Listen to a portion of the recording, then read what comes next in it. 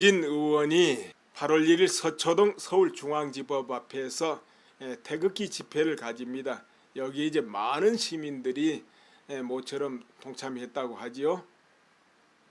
물론 그 전에도 수많은 시민들이 동참했지만은 한동안 이제 조용하다가 이번에 다시 한번 대거 참여를 한 것 같습니다. 그런데 여기서 주장이 문재인 정부와 사법부는 법까지 바꿔가며 박근혜 전 대통령 재판의 선고 과정을 생중계하기로 결정해 심각한 인권 유린을 자행하고 있다. 이렇게 이제 주장을 했습니다. 그리고 일주일에 4번 하루에 10시간 이상씩 살인적인 재판을 진행하는 사법부 잔인한 인권 유린은 그 도를 넘어선 지 오래라며 헌법재판소에서도 법원의 재판에서도 박 전 대통령이 단 10원 한 장 불법으로 뇌물을 받은 사실이 밝혀진 게 없다. 이렇게 이제 강조를 해요. 도주와 증거인멸의 우려가 전혀 없는 박 전 대통령은 형사소송법에 근거하면 곧바로 석방돼 자유로운 신문에서 재판을 받을 수 있어야 한다. 이제 이렇게 덧붙입니다. 그런데 이제 그동안에 이런 주장을 쭉 해왔습니다. 해왔는데 여러분도 이제 아시다시피 선고를 생중계한다 이런 이제 부분에서 인권 유린이다 다시 이제 주장하게 되는 것이죠. 그 부분에 대해서 많은 보도를 여러분 접했을 겁니다. 그런데 이제 여기서는 왜 인권 유린이 그게 될 수 있는가 이 부분을 살펴보려고 그래요. 왜 그게 인권 유린이 될 수 있는가 이제 그 부분 살펴볼까 하는데요. 이재용 씨 구속 만기일이 8월 27일인가 그렇습니다.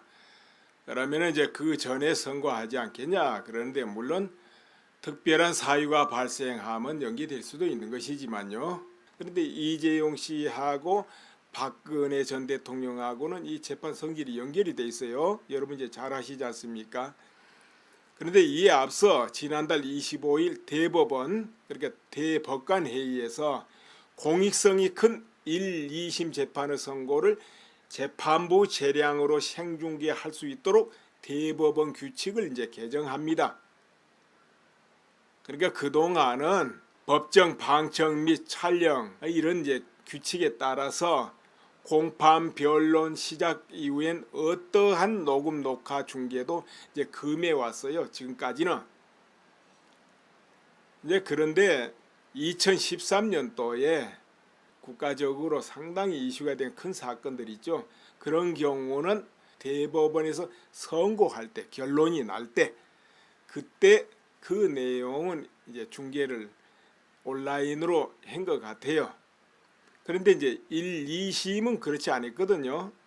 근데 왜 이게 문제냐면은 3심은 뭡니까? 대법원 판결은 종결입니다. 거기서 선고하면 무죄든 유죄든 확정이 돼버리는 거예요. 이유 없이. 그렇죠 여러분? 그런데 1심, 2심은 어떤가요? 그렇지 않죠? 1, 2심에 유죄가 나오고 무죄가 나와도 한쪽에서 그것을 승복하지 않고 받아들이지 않고 고등법원의 항소 또 대법원의 상고 이렇게 하게 되면은 계속 진행되는 겁니다. 확정 판결이 안 되는 거예요 그게.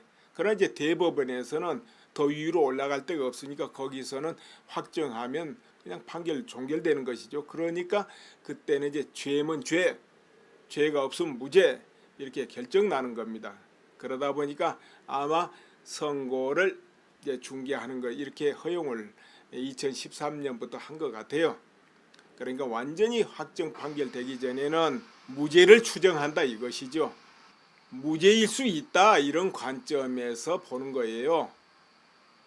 죄가 있다 이런 관점보다는 이제 그런데 문제는 국민들은 이 법에 대해서 너나 할 것 없이 깊이 이제 잘 모릅니다. 그 전문가 빼고는. 그런데 법원에서 어떤 선고가 떨어지면은 1심이나 2심 그러면은 그에 따라서 그걸 딱 믿게 되는 거죠. 그러니까 자기가 가지고 있는 기본 감정, 저쪽은 옳다, 저쪽은 그러다에 따라서 거기서 확정적으로 이리저리 나누고 여론이 급변하고 이런 분위기가 나온다는 것이죠. 그렇게 일종의 여론 재판이 될 가능성이 커버려요. 그리고 거기에서 선고를 받은 대상이 인권에 심각한 이제 손상을 입을 수가 있습니다. 일종의 여론이 들끓으면서 또 일체가 막 공개되면서 하나에서 열까지. 그런데 문제는 그것이 확정적인 게 아니다는 거죠. 1심, 2심은. 국가적으로 이슈가 된 큰 사건에서 누가 1심, 2심에 끝내겠습니까? 다 3심 대법원까지 가는 것이죠. 그렇기 때문에 1심, 2심 선고 때 중개를 하는 것은 인권유린이다. 국민 알 거리가 아무리 커도 확정이 안 된 거니까 실질적으로 확정이 안 되거든요. 그래서 이제 대법원에 지금 3심 선고할 때 생중계 허용하는 거 온라인에 그거는 지금까지 크게 이슈가 안 되고 지금 넘어온 것 같은데요. 아무튼 이게 또 까마귀 날자 배 떨어진다고. 문제는 박 전 대통령 지금 선거를 또 앞두고 있는데 왜 이 시점에서 이것을 바꾸냐 이런 것이죠. 이 시점에서 물론 이제 대법원에서 법을 알아서 하니까 그렇다 쳐도요. 그래서 먼저 이 생중계가 이재용 부회장한테 먼저 적용 안 되겠냐 이렇게 보는데요.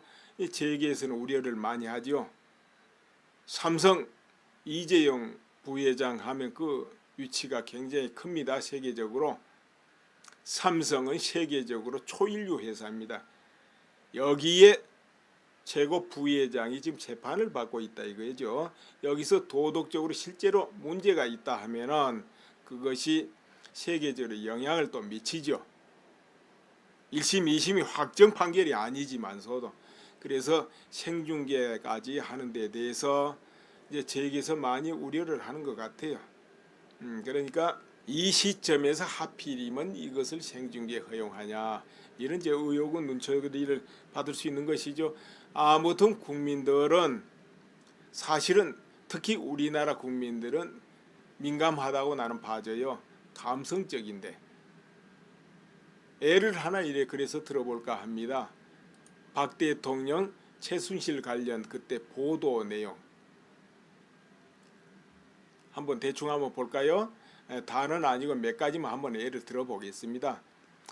최순실 아들 청와대 근무한다 이렇게 보도가 한참 됐죠. 이건 나중에 이제 허위로 밝혀졌는데요. 그런데 최순실 아들이 청와대에 있다. 그러면 국민들 어떻게 받아들입니까? 단순하게 최순실 아들이 청와대에 있다 이렇게 받아들이겠습니까? 최순실이가 알아서 다 한다던데 아들까지 청와대 들어가가지고 다 알아서 하나? 이렇게 살을 붙이고 감정적으로 나쁘게 받아들이게 되죠. 그러니까 이 단순 이 보도가 크게 작용한다 이거예요.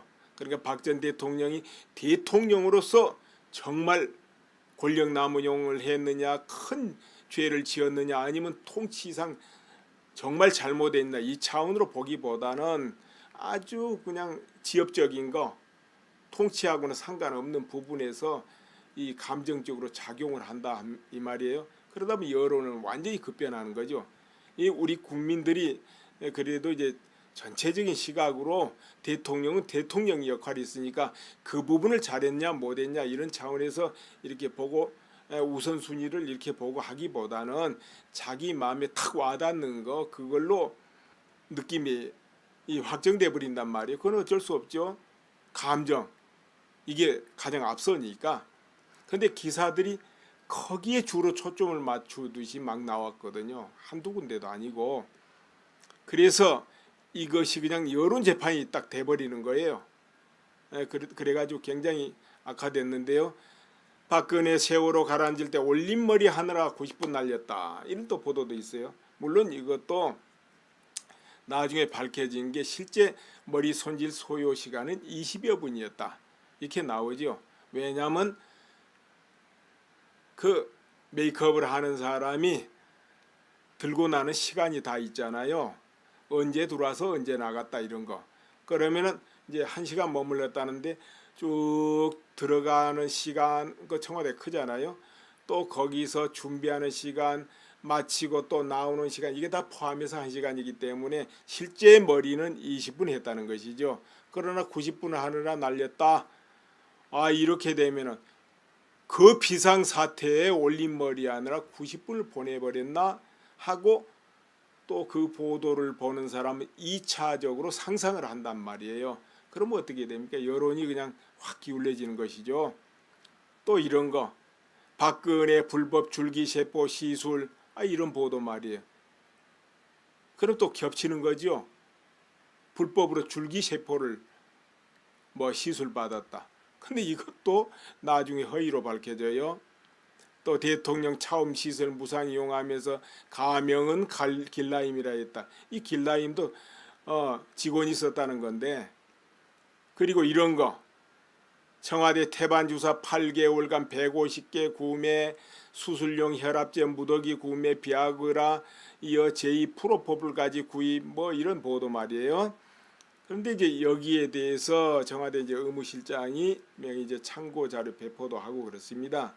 청와대 의무실은 대통령 비서실과 경호실에 근무하는 모든 직원을 대상으로 이제 의료 지원 업무를 한다. 그래서 그들이 필요한 걸 다 구비해 놓는다는 것이죠. 이제 거기에는 수술용 혈압제, 쇼크나 발작성 질환 등 응급 상황을 대비한 약품들이 있고, 비아그라는 이제 고산병 치료에 쓰는 거고, 또 예방을 위한 선택 약제다 이거죠. 에토미데이트 이런 거는 이제 기도 폐쇄, 심정지 같은 응급 상황이 발생하면 사용하기 위해서 구입해 놓는다 이거죠. 그러나 이제 그런 사례가 없어서 사용한 적이 없다 이렇게 이제 밝혔죠. 사용된 적이 없다. 그런데 이런 보도가 막 나오고 살짝 의미가 붙으면 국민들은 또 이상한 상상을 하게 되는 거예요. 거기서 무슨 일이 있나 이렇게 하고 여론이 급격히 나빠지죠. 마음대로 판결을 하는 거예요. 느낌대로 그냥. 또 청와대에서 사용하던 마약류가 사라졌다. 이거 다 허위지만 이게 이제 수면제 몇 가지를 가지고 마약류가 사라졌다 이랬던가 봐요. 이제 해외 순방하다 보면 시차도 나고 그러니까 그 직원들 때로는 이제 수면제 먹고 이렇게 하는가 봅니다. 그래서 이렇게 구입돼서 저장된 거 그렇게 이제 보도가 막 나가는 거예요. 또 이런 거 있었죠. 최순실 대통령 전용기로 해외 순방 동행 이거 다 허위로 밝혀졌는데 이렇게 되면 어떻게 됩니까? 와, 최순실이 정말로 다 알아서 해버렸구나 이렇게 안 되겠습니까? 경호실이 최순실 경호했다 이런 거 이것도 허위 보도로 밝혀졌지만 일단 이 정도 되면 최순실 위치가 어떻게 되는 거야 이렇게 되는 거 아닙니까? 그리고 박근혜 최순실을 선생님이라고 불렀다. 자, 여기서 그냥 아주 확 돌게 돼 있습니다. 도대체 최순실이가 누구냐? 박근혜가 선생님이라니. 그러니까 이제 최순실이가 무당 비슷하게 이렇게 보도되면서 그래가지고 그걸 믿고 모든 것을 가르침 받고 일일이 최순실이가 의견 제시하면 받아들여서 어떻게 하고 이런 식으로 구성이 돼버렸단 말이에요. 국민들이 그렇게 받아들였다 이거죠. 박근혜는 아무 능력도 없고 오직 최순실이가 말한 대로 따랐다. 흔히 그러니까 무당이 말하면 말한 대로 따랐다는 식으로 이런 식으로 뉘앙스가 풍기면서 보도가 됐다는 것이죠. 그러니까 국민들이 여기서 다 도는 거다 이거예요. 도는 거. 이미 그와 같이 허위 왜곡 보도를 판결해버렸다는 것이죠. 국민들은 그것을 그대로 받아들이는 국민들이 많았다는 거죠. 이러다 보니까 여론이 급변해가지고 다시 돌아올 기약이 없었다. 왜? 한번 딱 뇌리에 박히면 안 바뀌거든요. 그래서 이 연장선상에서 생중계되면서 선고하고 그러면은 이제 아주 그냥 못을 박는 게 될 거다 이렇게 봐지는 거죠.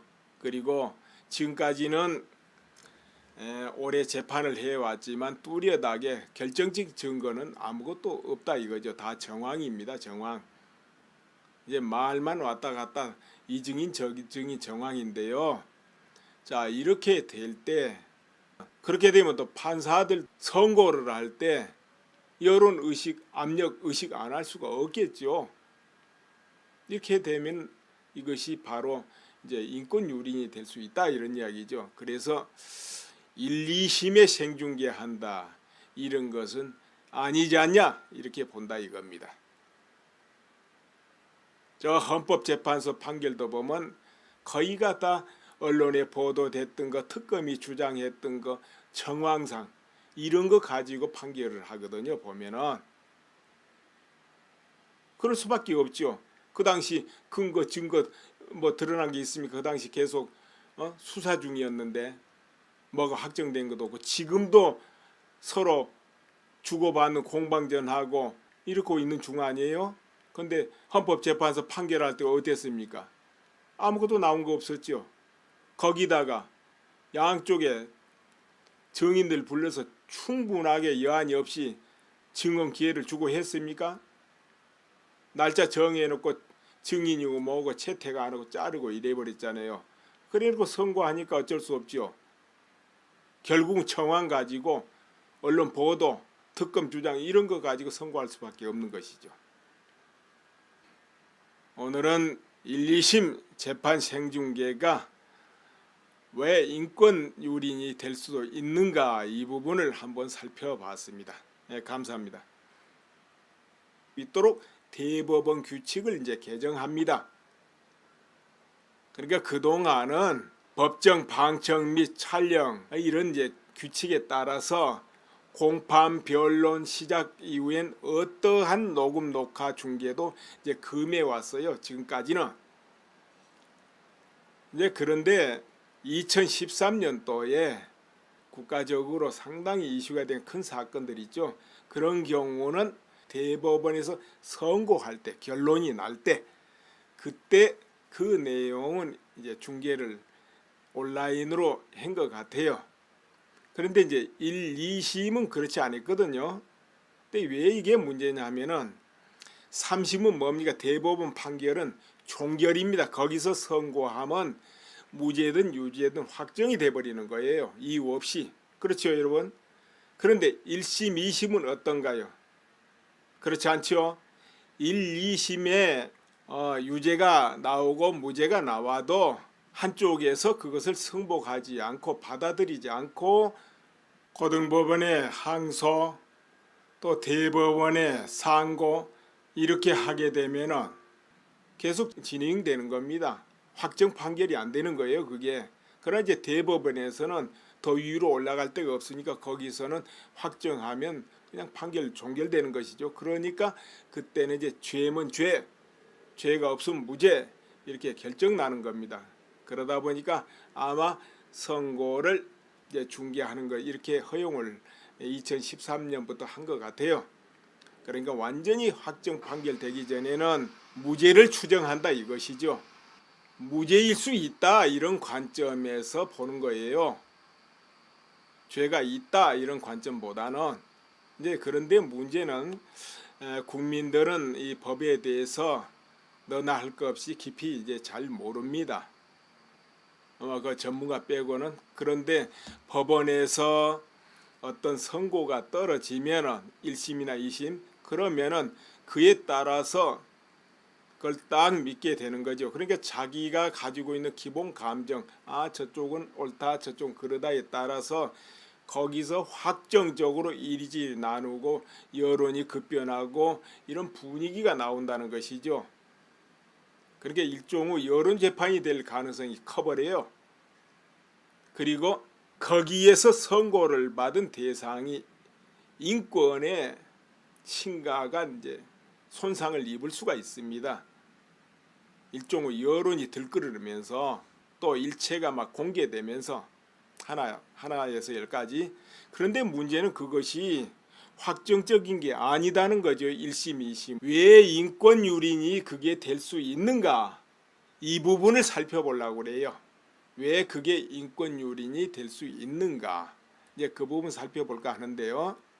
이재용 씨 구속 만기일이 8월 27일인가 그렇습니다. 그러면 이제 그 전에 선고하지 않겠냐? 그런데 물론 특별한 사유가 발생하면 연기될 수도 있는 것이지만요. 그런데 이재용 씨하고 박근혜 전 대통령하고는 이 재판 성질이 연결이 돼 있어요. 여러분 이제 잘 아시지 않습니까? 그런데 이에 앞서 지난달 25일 대법원, 그러니까 대법관 회의에서 공익성이 큰 1, 2심 재판의 선고를 재판부 재량으로 생중계할 수 있도록 대법원 규칙을 이제 개정합니다. 그러니까 그동안은 법정 방청 및 촬영 이런 이제 규칙에 따라서 공판 변론 시작 이후엔 어떠한 녹음 녹화 중계도 이제 금해 왔어요. 지금까지는. 이제 그런데 2013년도에 국가적으로 상당히 이슈가 된 큰 사건들 있죠. 그런 경우는 대법원에서 선고할 때, 결론이 날 때, 그때 그 내용은 이제 중계를 온라인으로 한 것 같아요. 그런데 이제 1, 2심은 그렇지 않았거든요.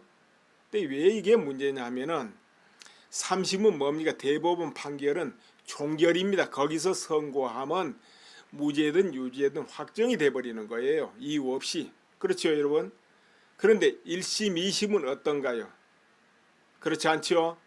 1, 2심에 유죄가 나오고 무죄가 나와도 한쪽에서 그것을 승복하지 않고 받아들이지 않고 고등법원의 항소 또 대법원의 상고 이렇게 하게 되면은 계속 진행되는 겁니다. 확정 판결이 안 되는 거예요, 그게. 그러나 이제 대법원에서는 더 위로 올라갈 데가 없으니까 거기서는 확정하면 그냥 판결 종결되는 것이죠. 그러니까 그때는 이제 죄면 죄, 죄가 없으면 무죄 이렇게 결정 나는 겁니다. 그러다 보니까 아마 선고를 이제 중개하는 거 이렇게 허용을 2013년부터 한 것 같아요. 그러니까 완전히 확정 판결되기 전에는 무죄를 추정한다 이것이죠. 무죄일 수 있다 이런 관점에서 보는 거예요. 죄가 있다 이런 관점보다는. 이제 그런데 문제는 국민들은 이 법에 대해서 너나 할 것 없이 깊이 이제 잘 모릅니다. 그 전문가 빼고는. 그런데 법원에서 어떤 선고가 떨어지니까 거기서는 확정하면 그냥 판결 종결되는 것이죠. 그러니까 그때는 이제 죄면 죄, 죄가 없으면 무죄 이렇게 결정 나는 겁니다. 그러다 보니까 아마 선고를 이제 중개하는 거 이렇게 허용을 2013년부터 한 것 같아요. 그러니까 완전히 확정 판결되기 전에는 무죄를 추정한다 이것이죠. 무죄일 수 있다 이런 관점에서 보는 거예요. 죄가 있다 이런 관점보다는. 이제 그런데 문제는 국민들은 이 법에 대해서 너나 할 것 없이 깊이 이제 잘 모릅니다. 그 전문가 빼고는. 그런데 법원에서 어떤 선고가 떨어지면은 1심이나 2심 그러면은 그에 따라서 그걸 딱 믿게 되는 거죠. 그러니까 자기가 가지고 있는 기본 감정, 저쪽은 옳다, 저쪽은 그러다에 따라서 거기서 확정적으로 이리저리 나누고 여론이 급변하고 이런 분위기가 나온다는 것이죠. 그러니까 일종의 여론 재판이 될 가능성이 커버려요. 그리고 거기에서 선고를 받은 대상이 인권에 심각한 이제 손상을 입을 수가 있습니다. 일종의 여론이 들끓으면서 또 일체가 막 공개되면서 하나에서 10가지. 그런데 문제는 그것이 확정적인 게 아니다는 거죠. 1심, 2심은. 국가적으로 이슈가 된 큰 사건에서 누가 1심, 2심에 끝내겠습니까? 다 3심 대법원까지 가는 것이죠. 그렇기 때문에 1심, 2심 선고 때 중개를 하는 것은 인권유린이다. 국민 알 권리가 아무리 커도 확정이 안 된 거니까 실질적으로 확정이 안 되거든요.